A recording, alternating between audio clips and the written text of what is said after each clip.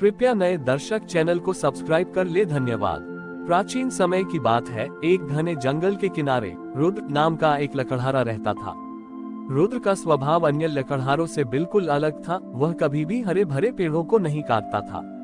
वह केवल उन्हीं लकड़ियों को चुनता था जो सूखकर स्वयं गिर जाती थीं।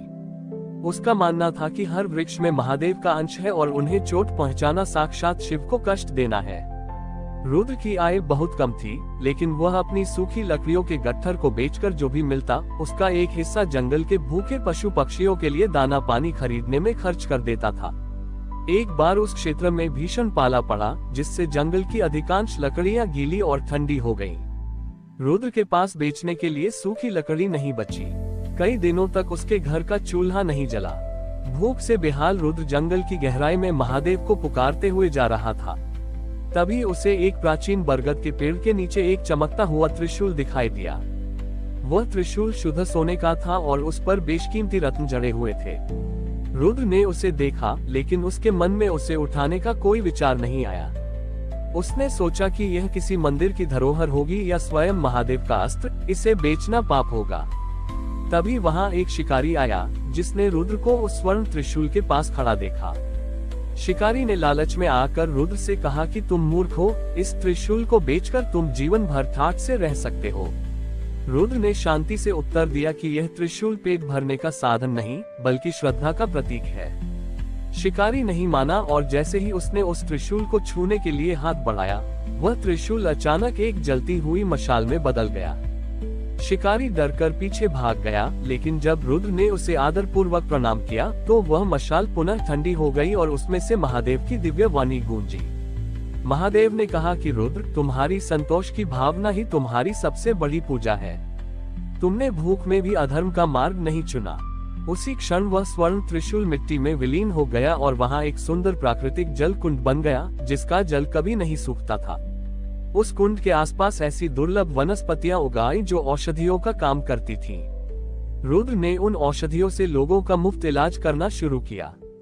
वह साधारण लकड़हारा अब एक महान वैद्य के रूप में जाना जाने लगा। उसने दुनिया को ये संदेश दिया कि महादेव को प्रसन्न करने के लिए धन या स्वर्ण की आवश्यकता नहीं, बल्कि एक ऐसा मन चाहिए जो अभाव में भी अपनी मानवता न खोए। रुद्र के औषधालय की कीर्ति अब दूर दराज के राज्यों तक पहुंच चुकी थी। वह केवल जड़ी बूटियों से शरीर का रोग ही नहीं हरता था, बल्कि अपने शांत वचनों से लोगों के मानसिक संताप भी दूर कर देता था। एक दिन उस राज्य का सेनापति रुद्र के पास आया।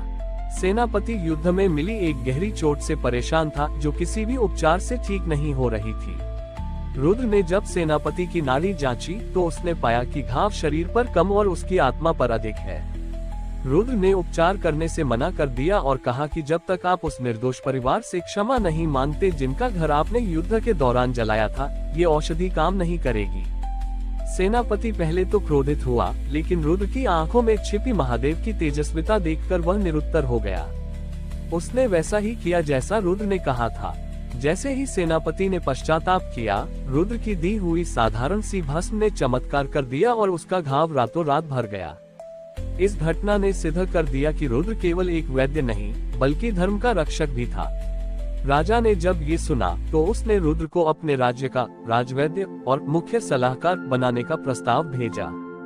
राजा ने उसे स्वर्ण, रत्न और एक भव्य महल देने की बात कही। रुद्र ने महल में जाने के बजाय राजा से एक अनोखी विनती की।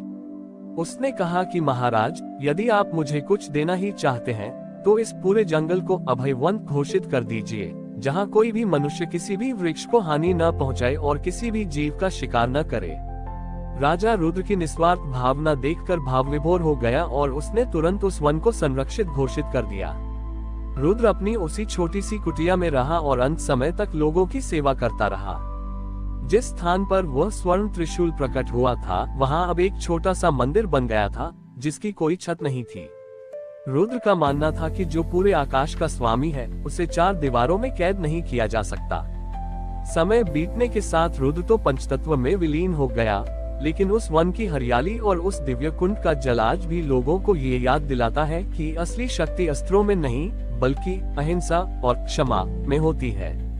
वह वन आज भी रुद्र लोक के नाम से जाना जाता है, जहां हवाएं चलने पर पत्तों से आज भी हर हर महादेव की ध्वनि सुनाई देती है।